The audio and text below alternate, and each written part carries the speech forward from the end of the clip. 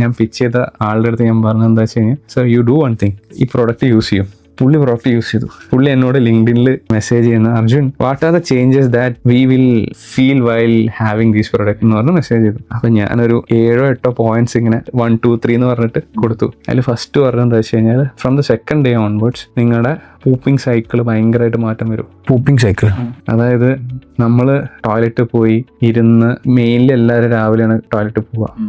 നമ്മുടെ digestion ready ആവാത്തതുകൊണ്ട് പൂപ്സ് കറക്റ്റായിട്ട് ഉണ്ടാവില്ല. ഇൻഡൈജസ്റ്റഡ് ആകുമ്പോൾ ഭയങ്കര പ്രശ്നം വരും. അപ്പോൾ നമ്മൾ എന്ത് ചെയ്തു വെച്ച് കഴിഞ്ഞാൽ, ഈ പ്രൊഡക്റ്റ് അങ്ങനെയാണ് പ്ലേസ് ചെയ്തിരിക്കുന്നത്. വേറെ ഇനീഷ്യലി നമ്മുടെ ഈ പ്രൊഡക്റ്റ് കഴിച്ചു കഴിഞ്ഞ് കഴിഞ്ഞാൽ from the second day onwards 7ാമത്തെ ദിവസമൊക്കെ ആകുമ്പോൾ നിങ്ങൾക്ക് കറക്റ്റ് ഫീൽ ചെയ്യും, നിർവൃതി അണിയും. അതാണ് ആ പ്രൊഡക്റ്റിന്റെ പ്രത്യേകത. അങ്ങനെയാണ് ഈ പിച്ച് ചെയ്തത്. ഞാൻ പുള്ളി ഏപ്രിലിൽ പ്രൊഡക്റ്റ് വാങ്ങിച്ചു. അതേ ഏപ്രിലിൽ പുള്ളി 2 പ്രൊഡക്റ്റ് ഓർഡർ ചെയ്തു. മെയ് ഫസ്റ്റ് വീക്ക് അത് 3 പ്രൊഡക്റ്റ് ഓർഡർ ചെയ്തു. അത് കഴിഞ്ഞ് പുള്ളി ഇൻവെസ്റ്റ് ചെയ്ത കമ്പനിയിൽ കുറെ പേര് നിർവൃതിയാണ്. അതെ റൈറ്റ്. പുള്ളി ഇൻവെസ്റ്റ് ചെയ്ത കമ്പനിയിലേക്ക് എന്നെ വിളിച്ചു.